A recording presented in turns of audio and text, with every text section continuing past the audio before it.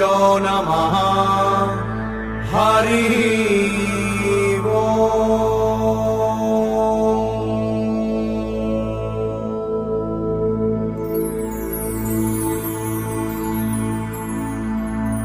श्री लक्ष्मी नृसिंह सहस्रनाम स्तोत्रम्।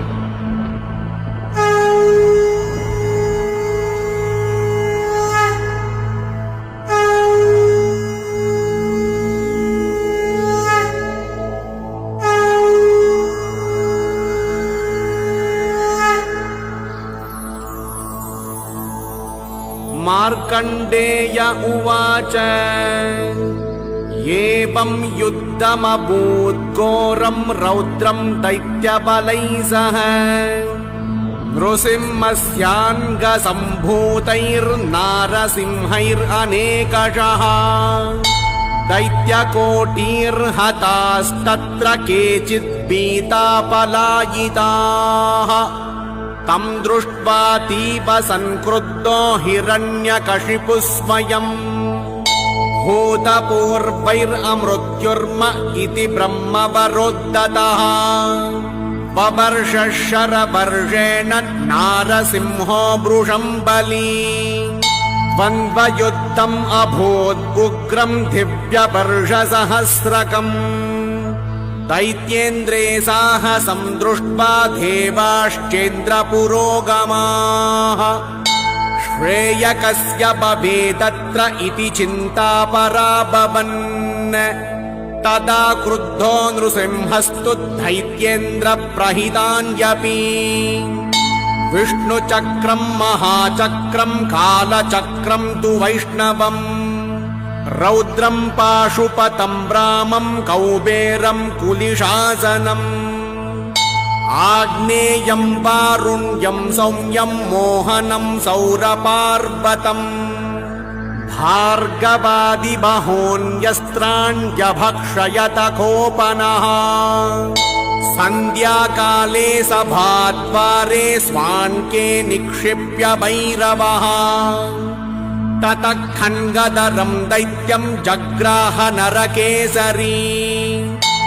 हिरण्यकशिपोर्वक्षो विदार्यातीव रोषितः उद्धृत्य चन्द्रमालानि नखैर्वज्रसमप्रभैः मेने कृतार्थमात्मानं सर्वतः पर्यवैक्षत।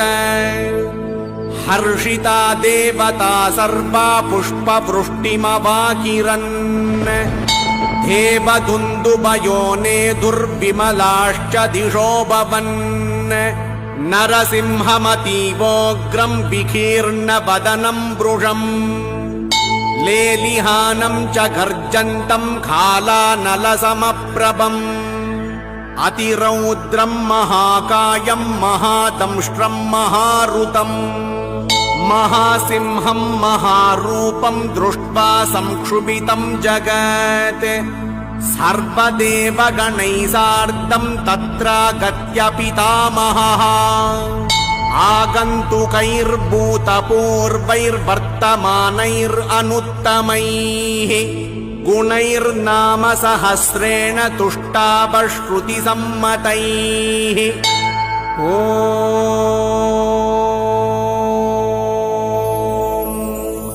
नमः श्रीमद्दिव्यलक्ष्मी नृसिंह सहस्रनाम स्तोत्र महामन्त्रस्य ब्रह्मा ऋषिः श्रीलक्ष्मी नृसिंहो देवता अनुष्टुप् छन्दः श्रीनृसिंह परमात्मा बीजम् लक्ष्मीर्माया शक्तिः जीवो बीजम् बुद्धिशक्तिः उदानवायुबीजम् सरस्वती शक्तिः व्यञ्जनानि बीजानि स्वराशक्तयः ॐ श्रौं ह्रीं इति बीजानि ॐ श्रीं आं इति शक्तयः विकीर्णनखदंष्ट्रायुधायेति कीलकम् अकारादिति बोधकम् श्रीलक्ष्मी नृसिंह प्रसाद सिद्ध्यर्थे श्रीलक्ष्मी नृसिंह सहस्रनाम स्तोत्र मंत्र जपे विनियोगः अतः हृदयादिज्ञासः ॐ श्रीलक्ष्मी नृसिंहाय नमः अंगुष्ठाभ्यां नमः ॐ वज्रनखाय नमः तर्जनीभ्यां नमः ॐ महारुद्राय नमः मध्यमाभ्यां नमः ॐ सर्वतोमुखाय नमः अनामिकाभ्यां नमः ॐ विकटास्याय नमः खनिष्ठिकाभ्यां नमः ॐ वीराय नमः करतलकरपृष्ठाभ्यां नमः एवं हृदयादिज्ञासः अत दिग्बन्धः ॐ ऐन्द्रीं दिशं सुदर्शनेन बध्नामि नमश्चक्राय स्वाहा ॐ आग्नेयीं दिशं सुदर्शनेन बध्नामि नमश्चक्राय स्वाहा ॐ यां यां दिशं सुदर्शनेन बध्नामि नमश्चक्राय स्वाहा ॐ नैऋतीं दिशं सुदर्शनेन बध्नामि नमश्चक्राय स्वाहा ॐ वारुणीं दिशं सुदर्शनेन बध्नामि नमश्चक्राय स्वाहा ॐ वायवीं दिशं सुदर्शनेन बध्नामि नमश्चक्राय स्वाहा ॐ कौबेरीं दिशं सुदर्शनेन बध्नामि नमश्चक्राय स्वाहा ॐ ऐशानीं दिशं सुदर्शनेन बध्नामि नमश्चक्राय स्वाहा ॐ ऊर्ध्वां दिशं सुदर्शनेन बध्नामि नमश्चक्राय स्वाहा ॐ अधस्ताद्दिशं सुदर्शनेन बध्नामि नमश्चक्राय स्वाहा अथ ध्यानम्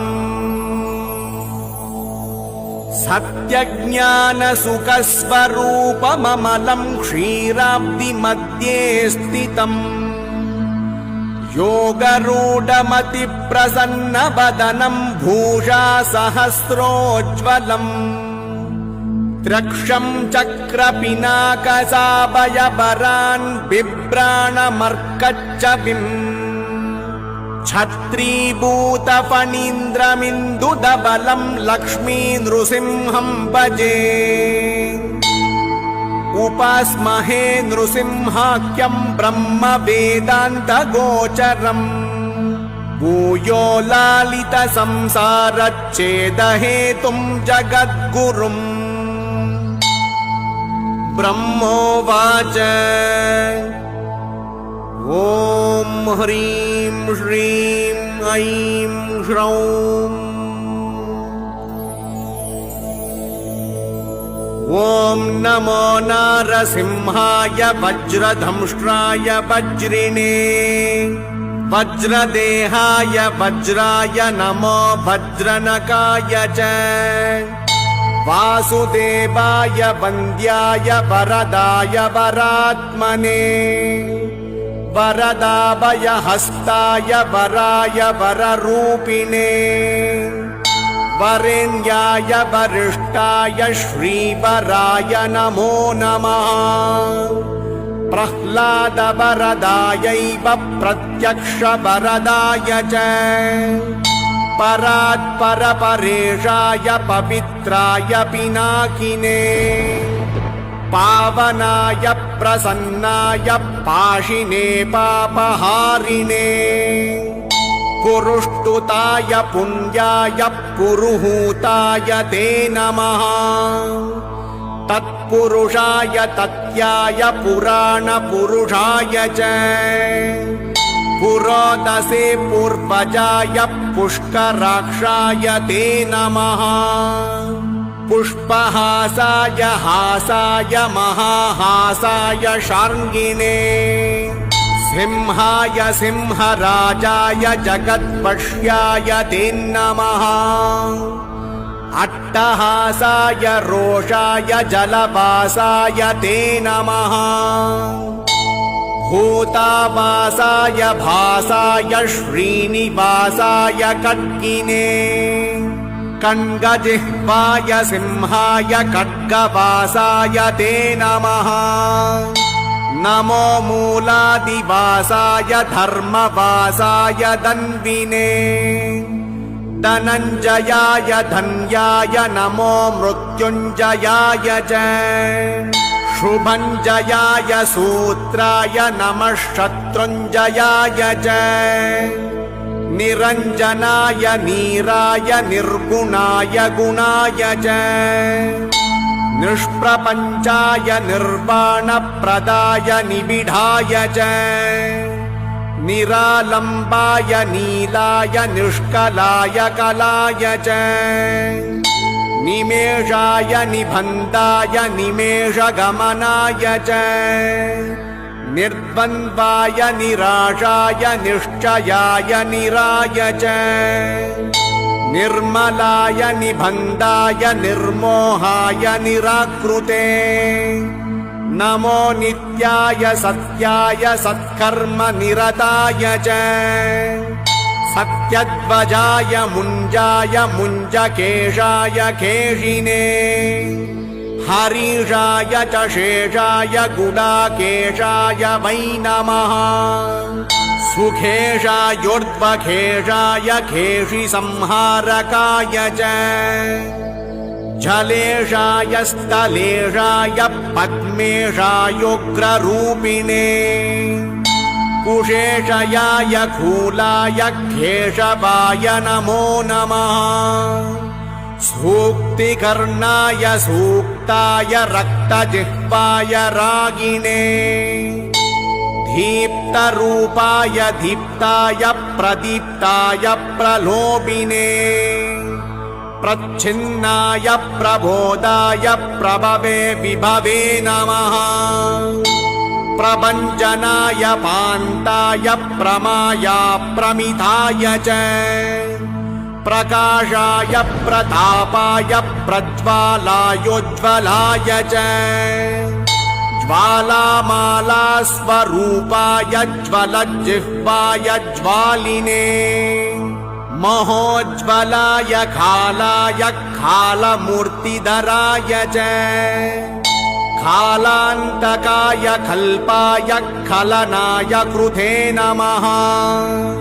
खालचक्राय शक्राय वषट्चक्राय चक्रिणे अक्रूराय कृतान्ताय विक्रमाय क्रमाय च कृतिने कृत्तिवासाय कृतज्ञाय कृतात्मने संक्रमाय च क्रुद्धाय क्रान्तलोकत्रयाय च अरूपाय स्वरूपाय हरये परमात्मने अजयायादिदेवाय अक्षयाय क्षयाय च अघोराय सुघोराय घोरघोरतराय च नमोऽस्त्वघोरवीर्याय लसद्घोराय ते नमः। घोराध्यक्षाय दक्षाय दक्षिणार्याय शम्भवे अमोघाय गुणौघाय अनघायाघहारिणे मेघनादाय नादाय तुभ्यं मेघात्मने नमः। मेघवाहनरूपाय मेघश्यामाय मालिने व्यालयज्ञोपवीताय व्याघ्रदेहाय वै नमः। व्याघ्रपादाय च व्याघ्रकर्मिणे व्यापकाय च विकटास्याय वीराय विष्टरश्रवसे नमः विकीर्णनखदंष्ट्राय नखदंष्ट्रायुधाय च विष्वक्सेनाय सेनाय विह्वलाय बलाय च विरूपाक्षाय वीराय विशेषाक्षाय साक्षिणे वीतशोकाय विस्तीर्णवदनाय नमो नमः विदानाय विधेयाय विजयाय जयाय च विबुधाय विभावाय नमो विश्वम्भराय च वीतरागाय विप्राय विटङ्कनयनाय च विपुलाय विनीताय विश्वयोने नमो नमः विडम्बनाय वित्ताय विश्रुताय वियोनये विह्वलाय विबाधाय नमो व्याहृतये नमः विलासाय विकल्पाय महाकल्पाय ते नमः बहुकल्पाय कल्पाय कल्पातीताय शिल्पिने कल्पनाय स्वरूपाय फणितल्पाय वै नमः तटित्प्रभाय तार्क्ष्याय तरुणाय तरस्मिने तपनायान्तरिक्षाय तापत्रयहराय च तारकाय तमोघ्नाय तत्त्वाय च तपस्विने तक्षकाय तनुत्राय तटिने तरलाय च शतरूपाय शान्ताय शतधाराय ते नमः शतपत्राय थाक्षाय स्थितये शतमूर्तये शतक्रतुस्वरूपाय शाश्वताय शतात्मने नमः सहस्रशिरसे सहस्रवदनाय च सहस्राक्षाय देवाय दिशाश्रोत्राय ते नमः नमः सहस्रजिह्वाय महाजिह्वाय ते नमः सहस्रनामधेयाय सहस्रजठराय च सहस्रबाहवे तुभ्यं सहस्रचरणाय च सहस्रार्कप्रकाशाय सहस्रायुधधारिणे नमस्तूलाय सूक्ष्माय सुसूक्ष्माय नमो नमः सुक्षुण्णाय सुभिक्षाय सुराध्यक्षाय शौरिणे धर्माध्यक्षाय धर्माय लोकाध्यक्षाय वै नमः प्रजाध्यक्षाय शिक्षायै विपक्षक्षयमूर्तये कालाध्यक्षाय तीक्ष्णाय मूलाध्यक्षाय ते नमः अदोक्षजाय मित्राय सुमित्रावरुणाय च शत्रुघ्नाय अभिघ्नाय विघ्नकोटिहराय च रक्षोघ्नाय तमोघ्नाय भूतघ्नाय नमो नमः भूतपालाय भूताय भूतावासाय भूतये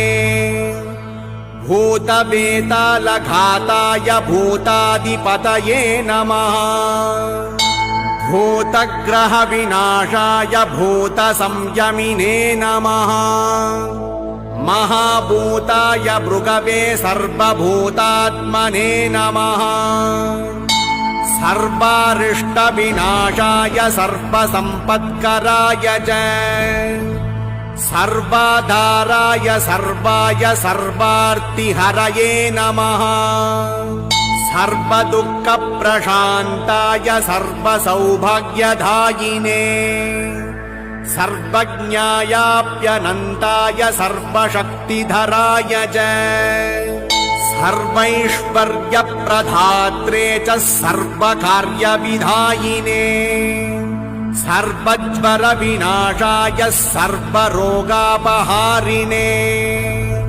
सर्वाम्बिचारहन्त्रे च सर्वैश्वर्यविदायिने भिन्गाक्षायैकशृङ्गाय द्विशृङ्गाय मरीचये बहुशृङ्गाय शृङ्गाय महाशृङ्गाय ते नमः माङ्गल्याय मनोज्ञाय मन्तव्याय महात्मने महादेवाय देवाय मातुलिङ्गधराय च महामाया प्रसूताय प्रस्तुताय च मायिने अनन्तानन्तरूपाय मायिने जलशायिने महोदराय मन्दाय मदनाय मदाय च मधुकैटभहन्त्रे च माधवाय मुरारये महावीर्याय धैर्याय चित्रवीर्याय ते नमः चित्रकूर्माय चित्राय नमस्ते चित्रभानवे मायातीताय मायायै महावीराय ते नमः महातेजाय बीजाय तेजोदाम्ने च बीजिने तेजोमय नृसिंहाय नमस्ते चित्रभानवे महादंष्ट्राय तुष्टाय नमः पुष्टिकराय च क्षिपिविष्टाय हृष्टाय पुष्टाय परमेष्टिने विशिष्टाय च शिष्टाय गरिष्ठायेष्टधायिने नमो ज्येष्ठाय श्रेष्ठाय तुष्टायामिततेजसे अष्टाङ्गव्यस्तरूपाय सर्वदुष्टान्तकाय च वैकुण्ठाय विकुण्ठाय केशिकण्ठाय ते नमः घण्टीरवाय लुण्टाय निष्कटाय हठाय च सत्त्वोद्रिक्ताय कृष्णाय ऋग्यजुस्सामघाय च ऋतुध्वजाय वज्राय मन्त्रराजाय मन्त्रिणे त्रिनेत्राय त्रिभर्गाय त्रिधाम्ने च त्रिशूलिने त्रिकालज्ञानरूपाय त्रिदेहाय त्रिधात्मने नमस्त्रिमूर्तिवन्द्याय त्रितत्त्वज्ञानिने नमः अक्षोभ्याय निरुद्धाय अप्रमेयाय भानवे अमृताय अनन्ताय अमितायामितौजसे अपमृत्युविनाशाय अपस्मारविघातिने अन्नदायान्नरूपाय अन्नायान्नभुजे नमः नाद्याय निरवध्याय वेद्यायाद्भुतकर्मणे सद्योजाताय संगाय वैद्युताय नमो नमः अद्वातीताय सत्त्वाय वागतीताय वाग्मिने वागीश्वराय गोपाय गोहिताय गवाम्पते गन्धर्वाय गम्भीराय गर्जितायोर्जिताय च पर्जन्याय प्रबुद्धाय प्रदानपुरुषाय च पद्माभाय सुनाभाय पद्मनाभाय मानिने पद्मनेत्राय पद्माय पद्मायापतये नमः पद्मोदराय पूताय पद्मकल्पोद्भवाय च नमो हृत्पद्मभासाय भूपद्मोद्धरणाय च शब्दब्रह्मस्वरूपाय ब्रह्मरूपधराय च ब्रह्मणे ब्रह्मरूपाय पद्मनेत्राय ते नमः ब्रह्मदाय ब्राह्मणाय ब्रह्मात्मने नमः सुब्रह्मण्याय देवाय ब्रह्मण्याय त्रिवेदिने परब्रह्मस्वरूपाय पञ्चब्रह्मात्मने नमः नमस्ते ब्रह्मशिरसे तताश्वशिरसे नमः अथर्वशिरसे नित्यम् अशनिप्रमिताय च नमस्ते तीक्ष्णदंष्ट्राय लोलाय ललिताय च लावण्याय लवित्राय नमस्ते वासखाय च लक्षणज्ञाय लक्ष्याय लक्षणाय नमो नमः लसद्धीप्ताय लिप्ताय विष्णवे प्रभविष्णवे वृष्णिमूलाय कृष्णाय श्रीमहाविष्णवे नमः पश्यामि त्वां महासिंहं हारिणं वनमालिनम् किरीटिनं कुण्डलिनं सर्वाङ्गं सर्वतोमुखम् सर्वतः पाणिपादोरुं सर्वतोक्षिशिरोमुखम् सर्वेश्वरं सदा तुष्टं समर्थं समरप्रियम्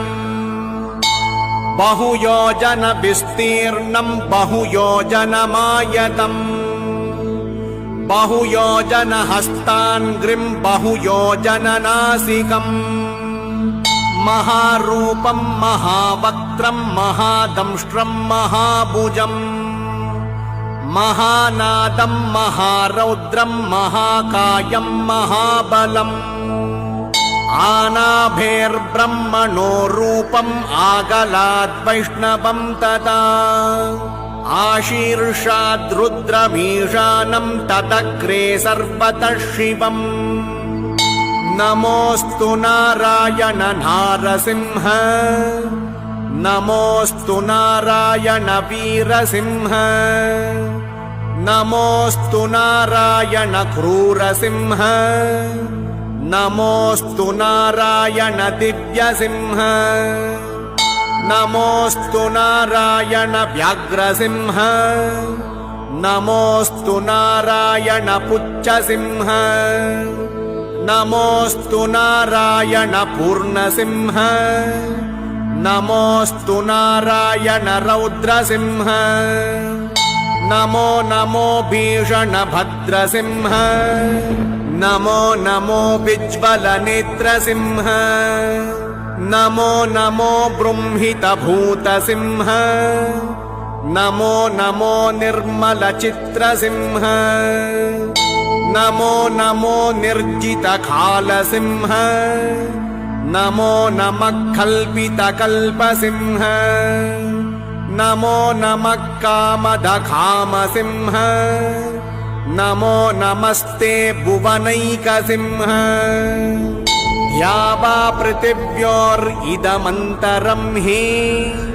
व्याप्तं त्वयैकेन दिशश्च सर्वाः दृष्ट्वाद्भुतं रूपमुग्रं तवेदं लोकत्रयं प्रव्यतितं महात्मन् अमीहित्वा सुरसङ्घा विशन्ति केचिद्भीता प्राञ्जलयो गृह्णन्ति स्वस्तीत्युक्त्वा मुनयः सिद्धसङ्गाः स्तुवन्ति त्वां स्तुतिभिः पुष्कलाभिः रुद्रादित्या वसवो ये च साध्याः विश्वे देवा मरुतश्चुष्मपाश्च गन्धर्वयक्षासुरसिद्धसङ्घा वीक्षन्ति त्वां विस्मिताश्चैव सर्वे लेलिह्यसे ग्रसमानः समन्ताद्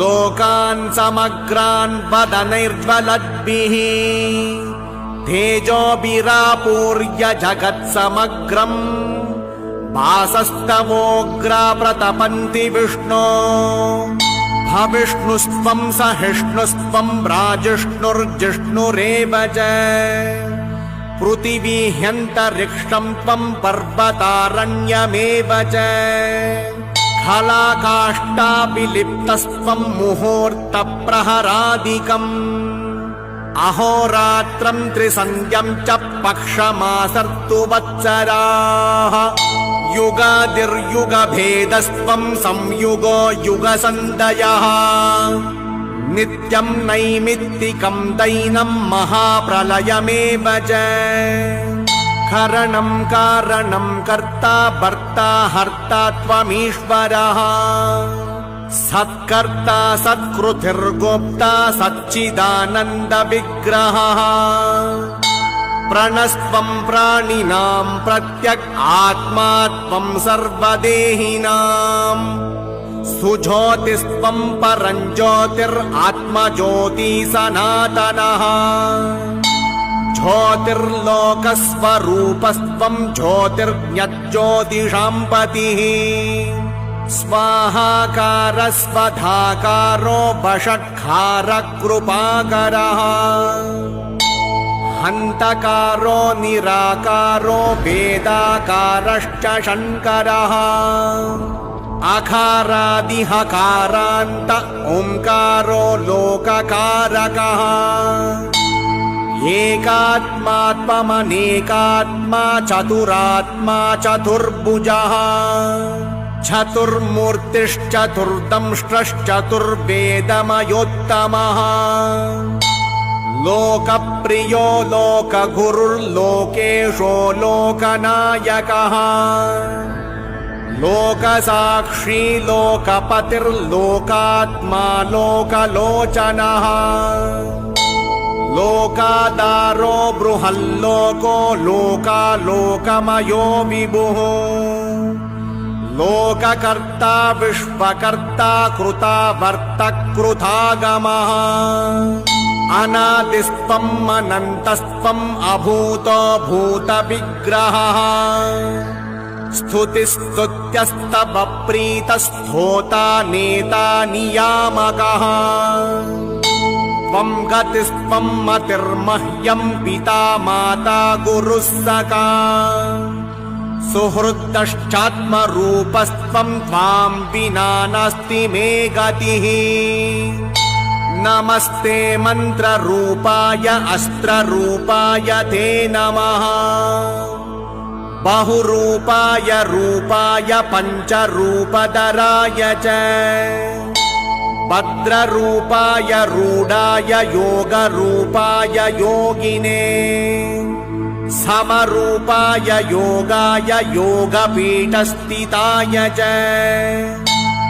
योगगम्याय सौम्याय ध्यानगम्याय ध्यायिने ध्येयगम्याय धाम्ने च धामाधिपतये नमः दरादराय धर्माय धारणाभिरताय च नमो धात्रे च संदात्रे विधात्रे च धराय च दामोदराय धान्ताय धानवन्तकराय च नमः संसारवैद्याय भेषजाय नमो नमः धीरध्वजाय शीताय वाताय प्रमिताय च सारस्वताय संसारनाशनाय क्षमालिने असिचर्मधरायैव षट्कर्मनिरताय च विकर्माय सुकर्माय परकर्म विघातिने सुशर्मणे मन्मताय नमो वर्माय वर्मिणे खरिचर्मवसानाय करालवदनाय च कवये पद्मगर्भाय भूतगर्भगृणानिदे ब्रह्मगर्भाय गर्भाय बृहद्गर्भाय धूर्जटे नमस्ते विश्वगर्भाय श्रीगर्भाय जितारये नमो हिरण्यगर्भाय हिरण्यकवचाय च हिरण्यवर्णदेहाय हिरण्याक्षविनाशिने हिरण्यकशिपोर्हन्त्रे हिरण्यनयनाय च हिरण्यरेतसे तुभ्यं हिरण्यवदनाय च नमो हिरण्यशृङ्गाय निःशृङ्गाय च शृङ्गिने भैरवाय सुखेशाय भीषणायन्त्रमालिने छण्डाय तुण्डमालाय नमो दण्डधराय च अखण्डतत्त्वरूपाय खमण्डलुदराय च नमस्ते खण्डसिंहाय सत्यसिंहाय ते नमः नमस्ते श्वेतसिंहाय पीतसिंहाय ते नमः नीलसिंहाय नीलाय रक्तसिंहाय ते नमः नमो हारिद्रसिंहाय धूम्रसिंहाय ते नमः मूलसिंहाय मूलाय बृहत्सिंहाय ते नमः पातालस्थितसिंहाय नमः पर्वतवासिने नमो जलस्थसिंहाय अन्तरिक्षस्थिताय च कालाग्निरुद्रसिंहाय चण्डसिंहाय ते नमः अनन्तसिंहसिंहाय अनन्तगतये नमः नमो विचित्रसिंहाय बहुसिंहस्वरूपिणे अभयङ्करसिंहाय नरसिंहाय ते नमः नमोऽस्तु सिंहराजाय नारसिंहाय ते नमः सप्तब्दिमेकलायैव सप्तसामस्वरूपिणे सप्तलोकान्तरस्ताय सप्तस्वरमयाय च सप्तार्चीरूपधंष्ट्राय सप्ताश्वरतरूपिणे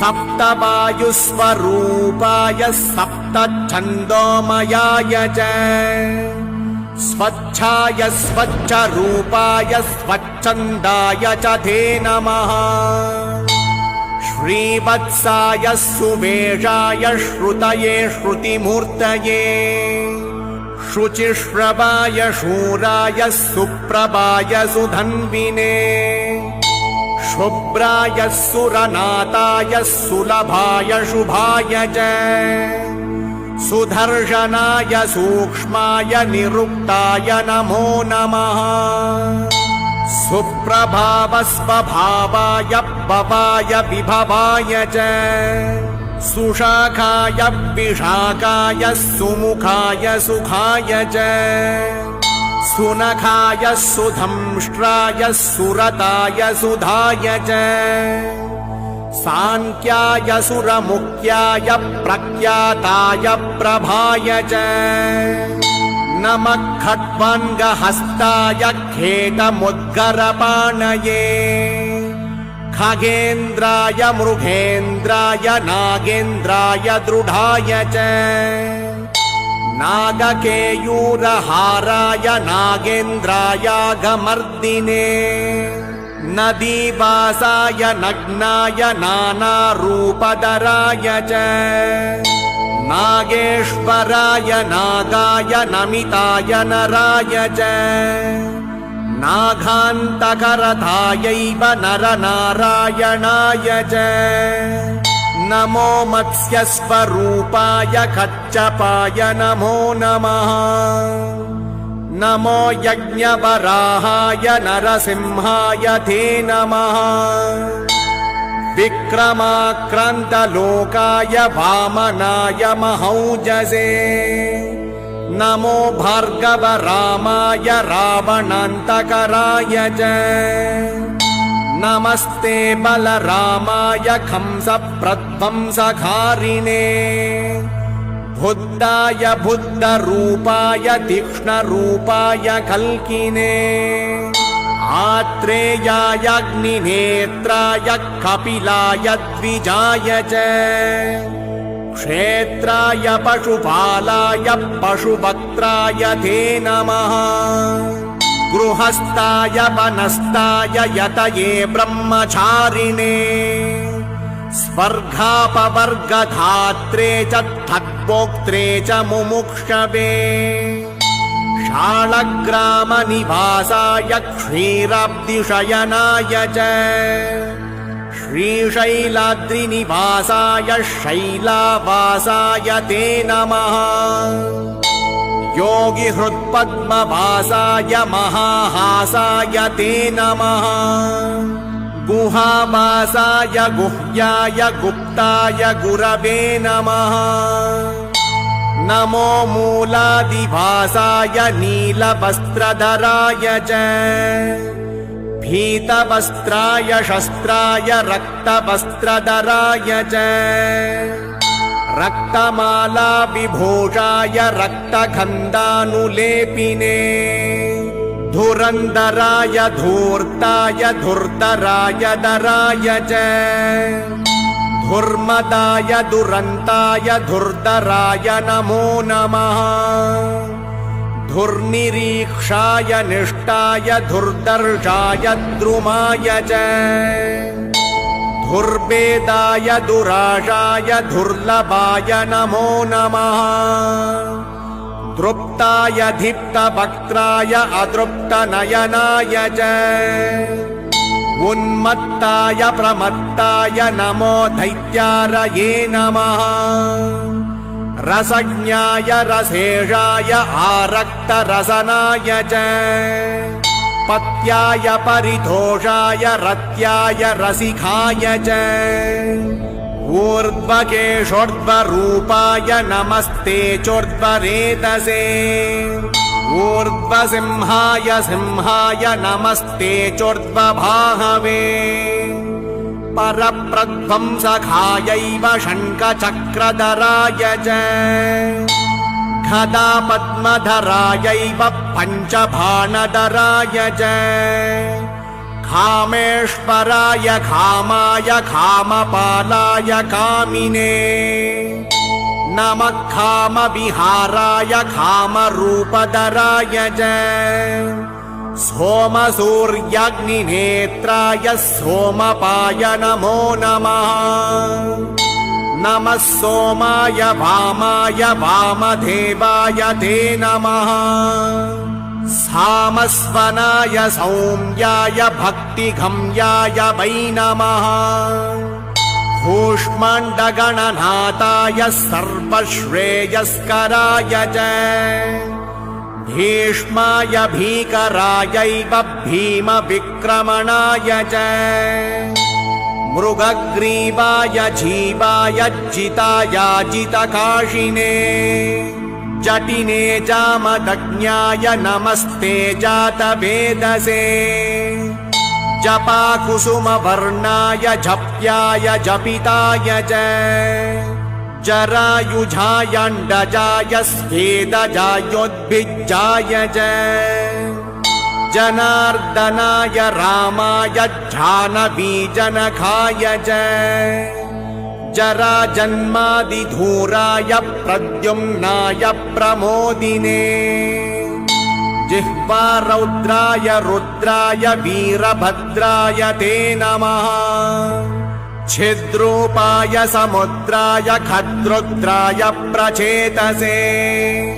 इन्द्रियायेन्द्रियज्ञाय नमोऽस्त्विन्द्रानुजाय च। अतीन्द्रियाय सान्द्राय इन्दिरापतये नमः। ईशानाय च ईड्याय ईशिताय इनाय च। व्योमात्मने च व्योम्ने च नमस्ते व्योमकेशिने। व्योमाधाराय च व्योमवक्त्राय सुरघातिने। नमस्ते व्योमधंष्ट्राय व्योमवासाय ते नमः। सुकुमाराय माराय शुभाचाराय वै नमः। विश्वाय विश्वरूपाय नमो विश्वात्मकाय च। ज्ञानात्मकाय ज्ञानाय विश्वेशाय परात्मने। एकात्मने नमस्तुभ्यं नमस्ते द्वादशात्मने। चतुर्विंशतिरूपाय पञ्चविंशतिमूर्तये। षड्विंशकात्मने नित्यं सप्तविंशतिकात्मने। धर्मार्थकाममोक्षाय विमुक्ताय नमो नमः। भावशुद्धाय सिद्धाय साध्याय शरभाय च प्रबोधाय सुबोधाय नमो बुद्धिप्रियाय च स्निग्धाय च विदग्धाय मुग्धाय मुनये नमः। प्रियंवदाय प्रियश्रवाय सृक्स्रुवाय श्रिताय च गृहेशाय महेशाय ब्रह्मेशाय नमो नमः। श्रीधराय सुधीर्ताय हयग्रीवाय ते नमः। उग्राय उग्रवेगाय उग्रकर्मरताय च उग्रनेत्राय व्यग्राय समग्रगुणशालिने बालग्रह विनाशाय पिशाचग्रहघातिने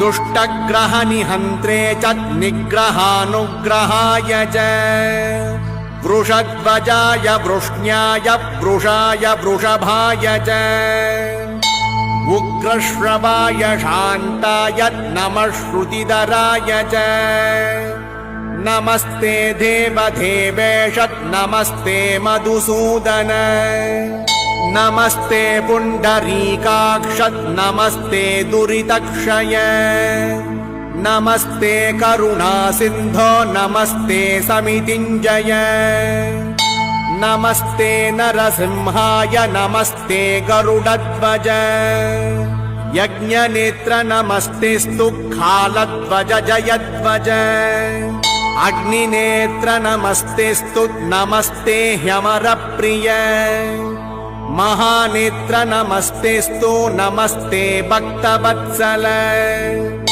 धर्मनेत्र नमस्तेस्तु नमस्ते करुणाकर पुण्यनेत्र नमस्तेस्तु नमस्ते विष्टधायक नमो नमस्ते जयसिंहरूप नमो नमस्ते नरसिंहरूप नमो नमस्ते रणसिंहरूप नमो नमस्ते नरसिंहरूप उद्धृत्य गर्भितं दैत्यं निहत्याजौ सुरद्विषम् देवकार्यं महत्कृत्वा गर्जसे स्वात्मतेजसा अतिरौद्रमिदं रूपं दुस्सहं दुरतिक्रमम् दृष्ट्वा तु शङ्किता सर्वा देवतास्त्वाम् उपागताः एतान् पश्य महेशानं ब्रह्माणं मां शचीपतिम् दिक्पालान् द्वादशादित्यान् रुद्रान् उरगराक्षसान् सर्वान् ऋषिगणान् सप्त मातृर्गौरीं सरस्वतीं लक्ष्मीं नदीश्च तीर्थानि रतिं भूतगणान्यपि प्रसीदत्वं महासिंह उग्रभावम् इमं त्यज प्रकृतिस्थो भवत्वं हि शान्तभावं च धारय यद्युक्त्वा दण्डपद्मौ पपातः स पितामहः प्रसीदत्वं प्रसीदत्वं प्रसीदेति पुनः पुनः मार्कण्डेय उवाच दृष्ट्वा तु देवता सर्वा श्रुत्वा तां ब्रह्मणो गिरम् स्तोत्रेणापि च संहृष्टः सौम्यभावम् अधारयत् अब्रवीन्नारसिंहस्तु वीक्ष्य सर्वान् सुरोत्तमान् संत्रस्तान् भयसंविघ्नान् शरणं समुपागतान् श्रीनृसिंह उवाच भो भो देववरा सर्वे पितामहपुरोगमाः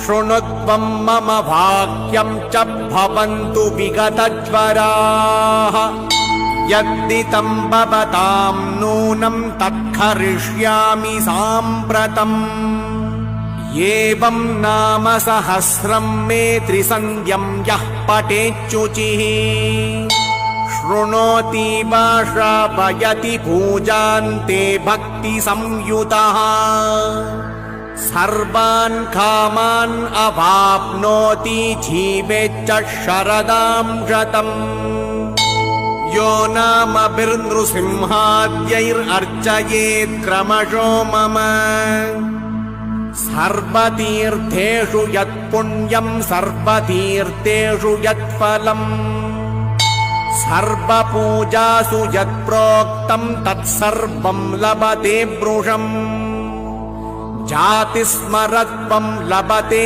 ब्रह्मज्ञानं सनातनम् सर्वपापविनिर्मुक्तद्धद्विष्णो परमं पदम् मन्नामकवचं बद्ध्वा विचरेद्विगतज्वरः भूतवेतालकूष्माण्डपिशाच ब्रह्मराक्षसाः शाकिनी ढाकिनी ज्येष्ठा नीली भालग्रहादिकाः दुष्टग्रहाश्च नश्यन्ति यक्षराक्षसपन्नगाः ये च सन्ध्याग्रहा सर्वे चाण्डालग्रहसंज्ञिकाः निशाचरग्रहा सर्वे प्रणश्यन्ति च दूरतः कुक्षिरोगश्च हृद्रोगः शूलापस्मार एव च ऐकाहिकं व्याहिकं च चातुर्थिकमतज्वरम् आदयो व्यादयः सर्वे रोगादिदेवताः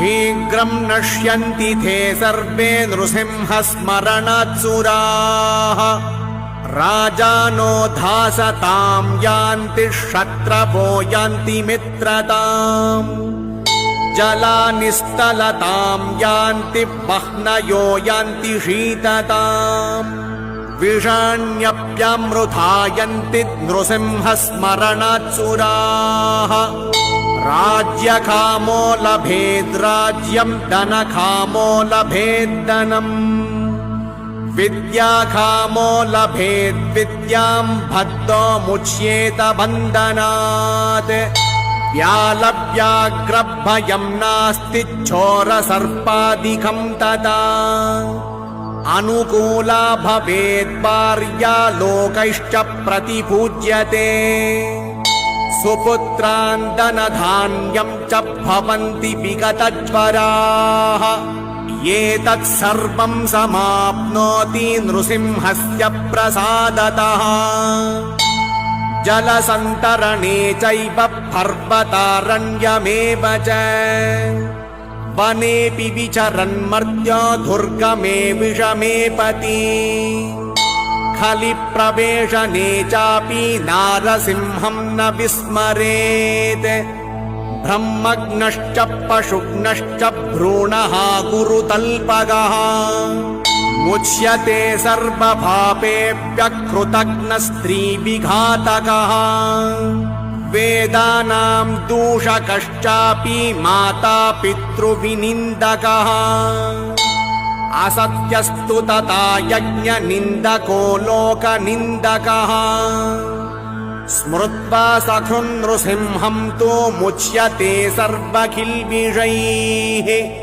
बहुनात्रखिमुक्तेन स्मृत्वा मां शुद्धमानसः यत्र यत्र चरेन्मर्त्यो नृसिंहस्तत्र रक्षति गच्छन् तिष्ठन् स्वपन् भुञ्जन् जाग्रन्नपि हसन्नपि नृसिंहेति नृसिंहेति नृसिंहेति सदा स्मरन् पुमान्न लिप्यते पापैर्भुक्तिं मुक्तिं च विन्दति नारी सुभगतामेति सौभाग्य च सुरूपताम् भर्तुप्रियत्वं लभते न वैधव्यं च भिन्दति न सपत्नीं च जन्मान्ते सम्यग्ज्ञानी भवेद्विजः भूमिप्रदक्षिणान्मर्त्यो यत्फलं लभते चिरात्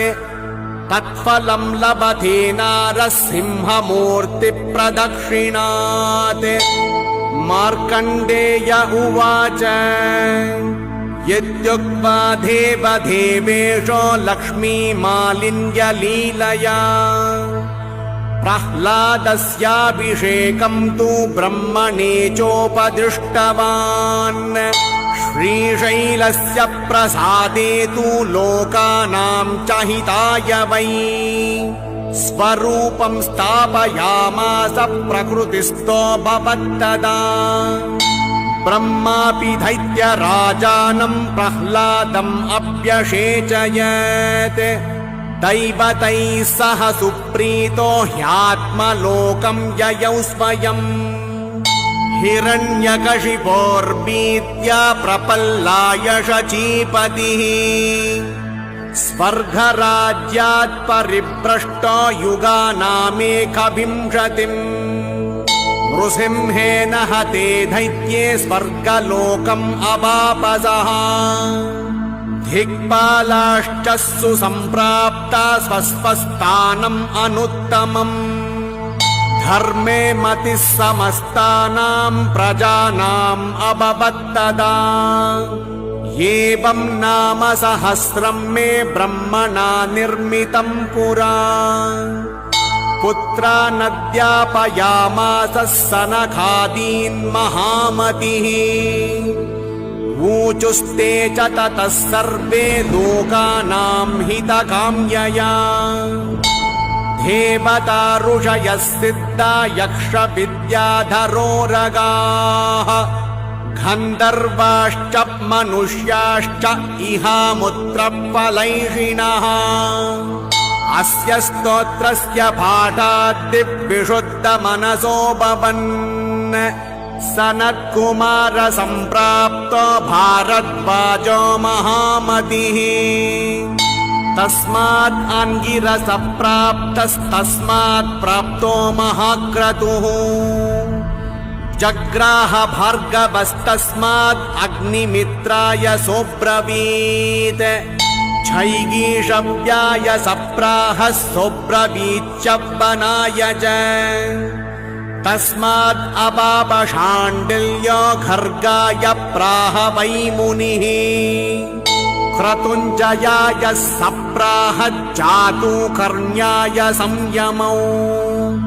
विष्णुवृद्धाय सोऽप्याह सोऽपि बोधायनाय च। क्रमात् स विष्णवे प्राह सप्राहोत्तामकुक्षये। सिंहतेजाश्च तस्माच्च श्रीप्रियाय ददौ च सः। उपदिष्टोऽस्मि तेनाहम् इदं नाम सहस्रकम्। तत्प्रसादात् अमृत्युर्मे यस्मात् कस्मात् भयं नहि। मया च कथितं नारसिंहस्तोत्रमिदं तव। त्वं हि नित्यं शुचिर्भूत्वा तमाराधय शाश्वतम्। सर्वभूताश्रयं देवं नृसिंहं भक्तवत्सलम्।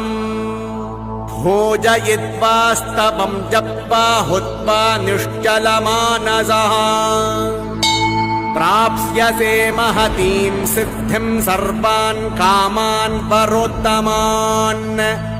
अयमेव परो धर्मस्त्विदमेव परं तपः। इदं एव परं ज्ञानम् इदं एव महद्व्रतम्। अयं एव सदाचारस्त्वयं एव सधामकः। इदं एव त्रयो वेदा सच्चास्त्राण्यागमानि च। नृसिंहमन्त्राद्धन्यच्च वैदिकं तु न विद्यते। यदि हास्ति तदन्यत्र यन्नेहास्ति न तत्त्वचेत्। कथितं ते नृसिंहस्य चरितं पापनाशनम्। सर्वमन्त्रमयं तापत्रयोपशमनं परम्। सर्वार्थसाधनं दिव्यं किं भूय श्रोतुमिच्छसि।